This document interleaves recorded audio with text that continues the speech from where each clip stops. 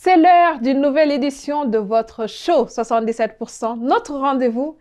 À nous les jeunes Africains de tout horizon. Aujourd'hui, nous parlons de manque de perspective pour les jeunes qui décident d'émigrer. Mon nom est Penda Silla et je suis comme toujours ravie de vous retrouver. À suivre dans l'édition de ce jour. Partir ou rester, la réponse sans équivoque de Paul Niadou, jeune Ivoirien et ex-migrant en Libye. Le business pour financer les études universitaires, un pis-aller pour de nombreux étudiants qui ont choisi de ne pas émigrer. Et nous rendons visite à Dalaldiam à Dakar, centre d'accueil pour les jeunes en quête d'assistance pour une réinsertion dans la vie active. D'abord, cette histoire, celle d'un étudiant nigérien. Son rêve, devenir un jour médecin et soigner les personnes. Sa destination, l'Ukraine, sans savoir ce qui allait arriver quelques années plus tard. Car lorsque la Russie a envahi ce pays d'Europe de l'Est en février 2022, Olawale Abdoul Majid faisait partie des nombreux étudiants africains qui ont été contraints de fuir. Arrivé aux Pays-Bas avec le bruit des bombes qui résonnent encore dans ses oreilles, il essaie de prendre un nouveau départ. Regardez. Depuis que la Russie a envahi l'Ukraine en février, des millions de personnes ont fui le pays. Parmi eux, le Nigérian Olawale Abdoul Majid, il se souvient de sa peur. Je pensais que la guerre allait se résumer à des fantassins et des tanks. Je ne savais pas que quelque chose allait venir d'en haut. C'est la chose qui m'avait vraiment fait peur, vraiment effrayé. Olawale a donc pris une décision simple à ce moment-là, celle de fuir. Nous avons convergé vers le centre-ville de Dnipro. Il était 9 h du matin. Puis nous sommes montés dans un bus. Le bus était censé nous amener à Uzegord, puis à Chevnytsky. Et ensuite, on devait s'échapper du pays. 4 d'entre nous ont continué de Chevnytsky à Uzegord, d'Uzegord à Zaoni. Zaoni est la frontière avec l'Ukraine et la Hongrie. Après Zaoni, on est allé en Hongrie. Et j'ai des amis en Allemagne, d'autres aux Pays-Bas, qui m'ont dit que les pays étaient frontaliers. Pour moi, l'Allemagne n'avait jamais été une option, mais les Pays-Bas, si. Olawale était jusqu'alors un des 20 000 étudiants africains en Ukraine. J'ai vu l'Ukraine comme un tremplin. Ok, finis tes études, maintenant tu as ton diplôme ukrainien. Tu peux choisir de repartir dans ton pays, aller aux États-Unis ou au Canada, n'importe où. L'Ukraine devait vraiment être un tremplin pour devenir celui que tu veux être. Olawale vit aujourd'hui dans un foyer pour réfugiés à Dordrecht, aux Pays-Bas. Pourquoi je voudrais retourner au Nigeria? Je n'ai aucune raison d'y retourner. Il n'y a aucune raison. Il n'y a rien pour moi là-bas. S'il y avait quelque chose, je ne serais même pas allé en Ukraine au départ. Et je ne suis pas le seul dans ce cas-là. C'est le cas de nombreux jeunes Nigérians moyens. Le pays ne se prête pas à ce que nous y retournions. Depuis son arrivée ici, aux Pays-Bas, Olawale s'est fait de nouveaux amis. Quand nous sommes arrivés ici, j'ai rencontré des gens qui étaient dans la même situation que moi, voire pire. En même temps, on a fui l'Ukraine ensemble. C'est logique que, comme on dit, que les esprits ensemble s'attirent. Que tu vis la même chose au même moment, il est plus facile de se connecter. La prochaine étape pour Olawale, s'inscrire dans une université aux Pays-Bas. Je veux d'abord faire régulariser mon statut, qu'on me dise quel est mon statut. Et à partir de là, je pourrai m'orienter vers certaines universités. C'est ce que j'ai commencé à faire.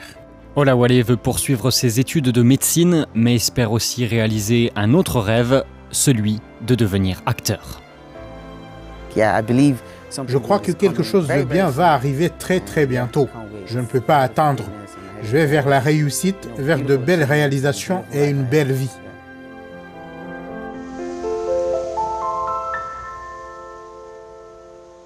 Et oui, Olawale Abdoul Majid a le sourire, c'est déjà une bonne chose. On lui souhaite bonne chance. Vous l'avez entendu, il n'a pas l'intention de retourner dans son pays maintenant. Les raisons qui poussent les jeunes, les étudiants ou non à vouloir partir sont multiples. Parmi ces raisons, l'absence de perspective et la précarité économique. Pourtant, certains sont prêts à y faire face. Au Niger, par exemple, face à la situation de plus en plus précaire des parents et la morosité économique, ils sont nombreux, ces étudiants des universités nigériennes, filles comme garçons, à se lancer dans le business. C'est le cas de cette étudiante que nous rejoignons à Niamey. Jamila Mohamed Hamidou est étudiante à la faculté de droit à l'université Abdelmoumouni Diofo de Niamey, la capitale du Niger.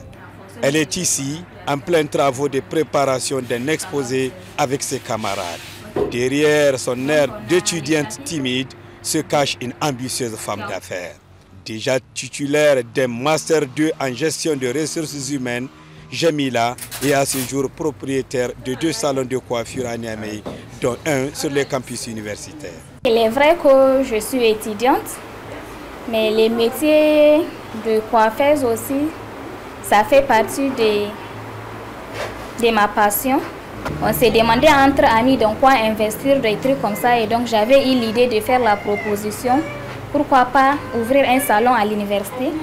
Vu le nombre d'étudiants qui sont là, je pense que ça serait important d'essayer de se lancer dans ce domaine-là.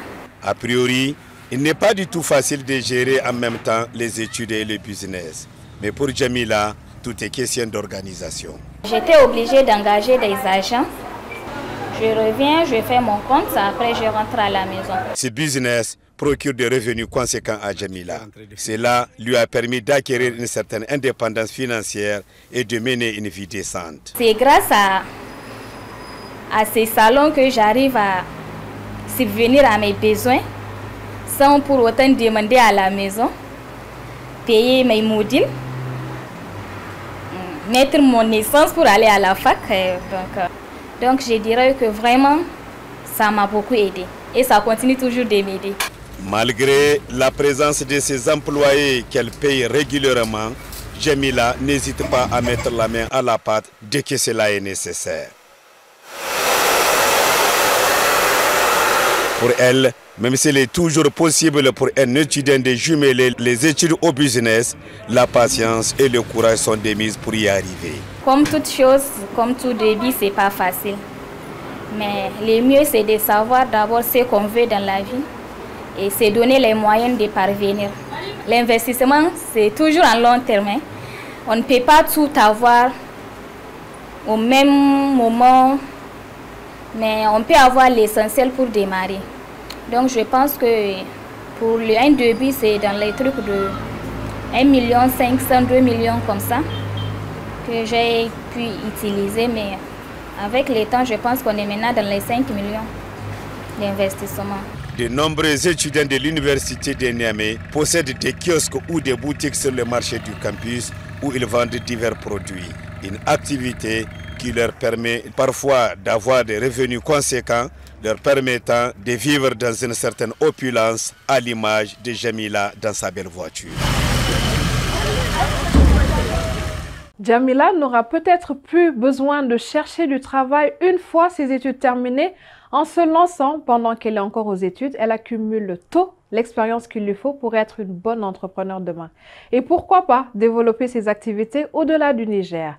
Voyager et faire d'autres expériences à l'étranger, c'est important. Cela nous permet d'enrichir nos expériences et élargir nos compétences et ressources. Ceci nous permet de lever un équivoque. Il n'est pas vrai que tous les migrants africains cherchent désespérément à quitter le continent. La plupart des migrants et des réfugiés en Afrique se sont déplacés vers les pays voisins, comme nous l'explique cette courte vidéo.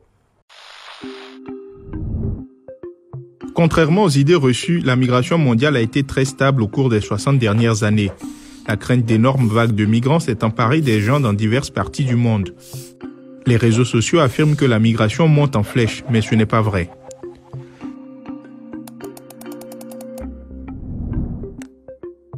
Expliquons-nous. La migration mondiale ne s'accélère pas. Il y a simplement plus de gens dans le monde. Si le nombre total de migrants dans le monde a augmenté au cours des 60 dernières années, il en va de même pour la population mondiale globale. Elle est passée de 3 milliards à 8 milliards.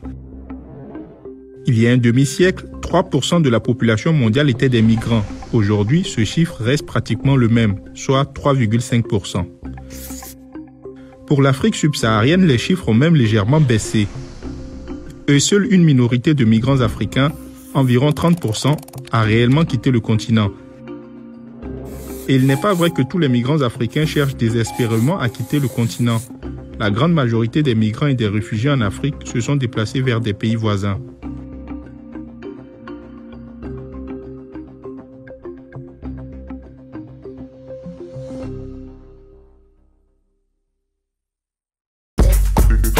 Voilà qui est clair. Soyons tout de même prudents avec ces chiffres qui évoluent très rapidement d'année en année. Et quelle que soit la destination choisie et le moment de la migration, le plus important est de le faire en sécurité. Malheureusement, l'aventure tourne parfois au drame. Alors question, partir est-il nécessairement la solution? Certains d'entre vous ont soulevé la question. Nous rencontrons quelqu'un qui tente d'y répondre. Abidjan, la plus grande ville de Côte d'Ivoire. C'est aussi la ville de Paul Niadou. En 2016, il a voulu émigrer en Europe, mais il a été arrêté en Libye et envoyé dans une prison surpeuplée comptant plus de 4000 détenus. C'était une prison où, par moment, on venait chercher des gens, on les envoyait dans des lieux de prostitution, on prenait d'autres, on les envoyait chez des personnes pour travailler, et d'autres se retrouvaient chez des gens qui faisaient des trafics d'organes humains. Quand ils voient que vous avez des parents qui sont un peu bien placés, ils essaient de les soutirer de l'argent. Paul a réussi à sortir de la prison. Il a été retrouvé par des travailleurs de l'Organisation internationale pour les migrations et renvoyé dans son pays, la Côte d'Ivoire. Moi, je suis parti aujourd'hui, je suis venu vivant, mais il y a des gens qui sont venus avec un pied, il y a des gens qui sont venus avec des mains, il y a des gens qui n'ont même pas pratiquement des mines qui ont explosé au visage, il y a beaucoup de choses. Paul aurait aimé avoir plus d'informations sur les dures réalités de la migration avant son départ. Il a donc décidé de fonder une association pour aider les migrants de retour et avertir ceux qui prévoient de partir. Dans les réunions de quartier appelées Le Grain, Paul parle ouvertement de la face cachée de l'immigration clandestine. Tu dis que tu n'as pas les moyens. Mais quand tu vas aller à l'ambassade et puis ils vont te dire voilà tel document, voilà tel document, voilà tel document. Ces documents-là, ça ne peut pas valoir 200 000 francs. Pourtant déjà, pour ton départ même, par la route simplement, hein, tu peux mettre plus de 400 à 500 000 francs avant d'arriver en Libye. Les jeunes hommes tiennent compte parfois de ces avertissements et ils abandonnent leur projet de départ. Eux-mêmes, ils vont faire ton inscription. Avec les informations qu'ils ont données, avec les expériences, ce qu'ils ont dit, moi je vois que la chance n'est pas permise à tout le monde. Donc, si je vais par malheur ou par bonheur, je ne sais pas ce qui peut m'arriver. Je fais, il n'y a rien à dire. Paul propose des options alternatives. Il fournit les coordonnées des organismes publics qui peuvent les aider à trouver un emploi. C'est aussi important de les tenir informés que l'État a mis certaines dispositions en place pour la jeunesse, pour l'emploi.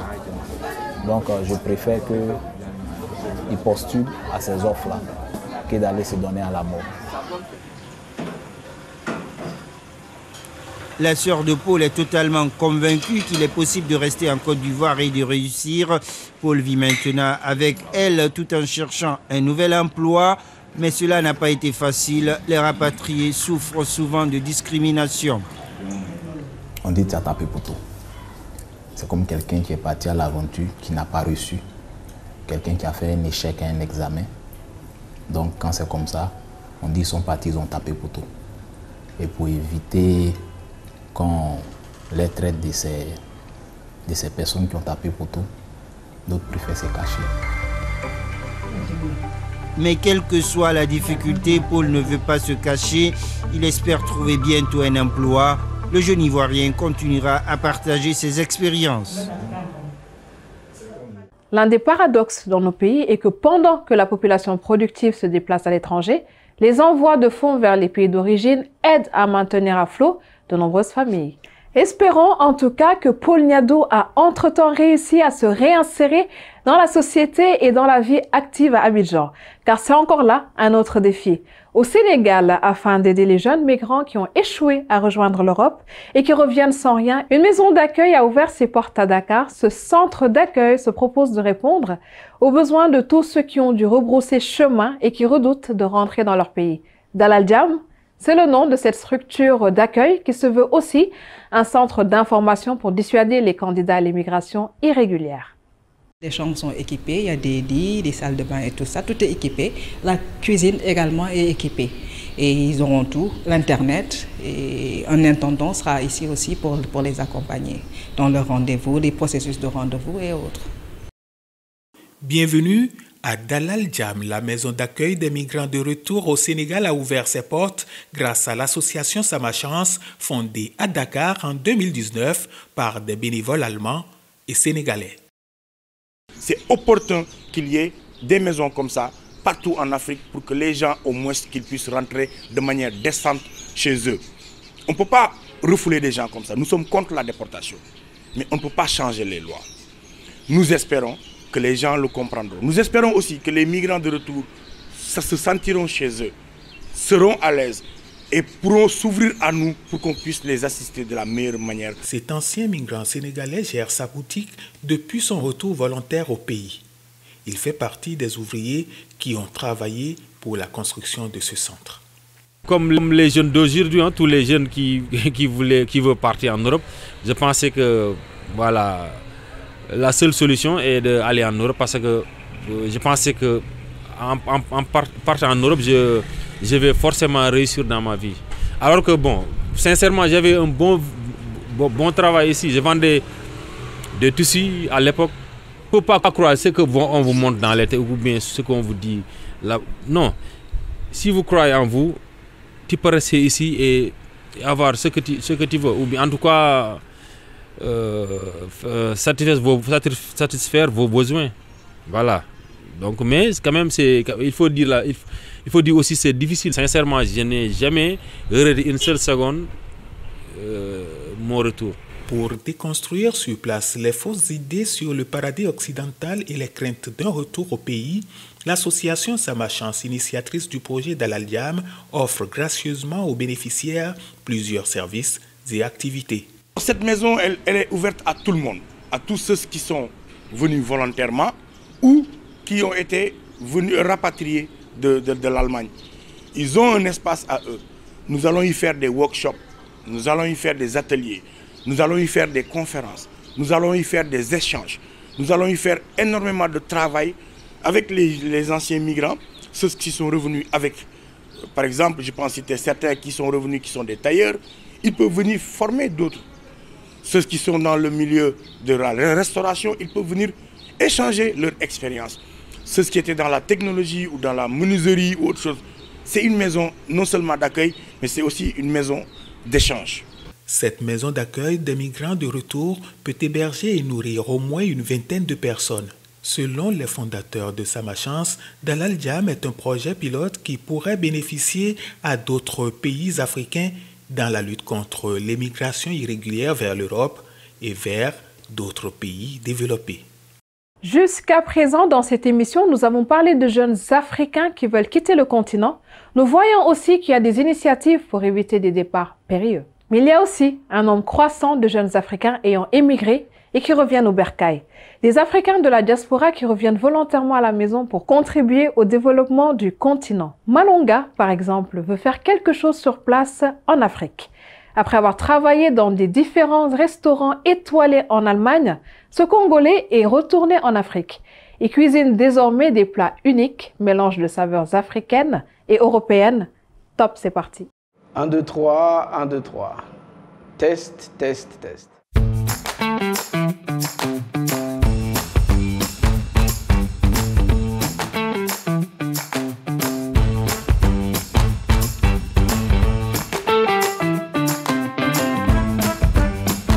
D'origine congolaise, Duviel Malonga est un visage familier de la scène culinaire de Kigali.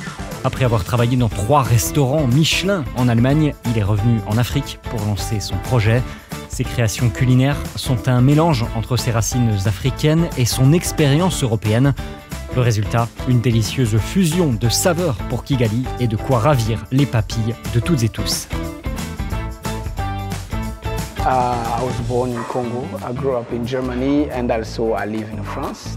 Je suis né au Congo, j'ai grandi en Allemagne et j'ai aussi vécu en France, ou plutôt entre la France et Kigali Pour moi, Kigali est un vrai choix. Les gens disent qu'on se sent mieux à la maison. Et pour moi, justement, la maison, c'est Kigali. C'est pourquoi je suis revenu sur le continent. Et nous avons donc lancé un premier projet au Rwanda, Chef in Africa. C'est une plateforme que j'ai créée. L'ambition est de mettre en relation les chefs africains qui font partie de la diaspora. Ce que nous faisons, c'est que nous partageons des infos avec différents chefs dans différents pays.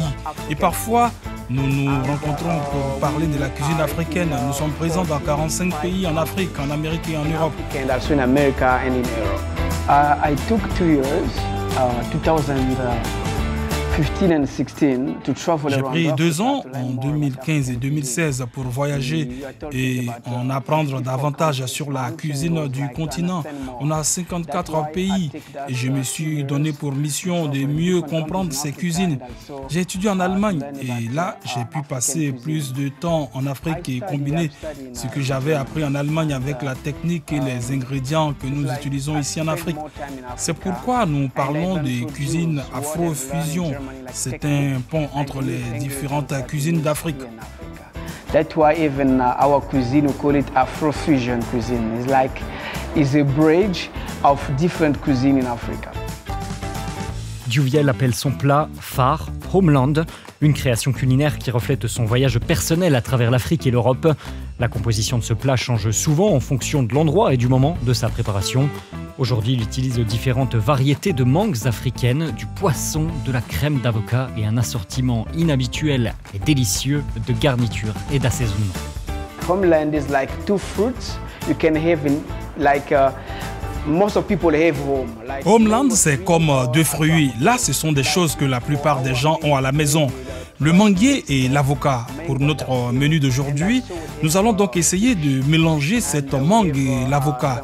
Et nous avons aussi du poisson, de la crème d'avocat, des fleurs comestibles et du cresson. Donc maintenant, nous mettons la mangue, le tartare de mangue et nous allons ajouter un peu de crème d'avocat, un peu de citron et de miel.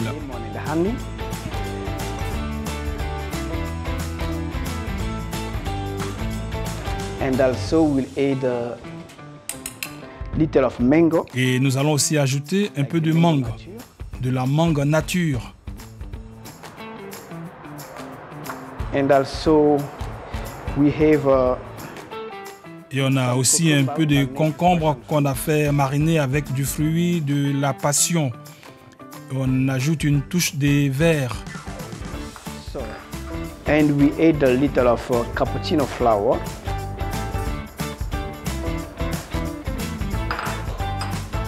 And now we have our fish. Et maintenant, on a notre poisson. Le poisson a été mariné 3 heures auparavant avec de l'ail, du gingembre, des oignons. Et sur le dessus, nous avons aussi un peu de crumble. Ce sont des cacahuètes avec quelques oignons secs. Some of crumbles is sweet spices, so it's peanut with some dry onions.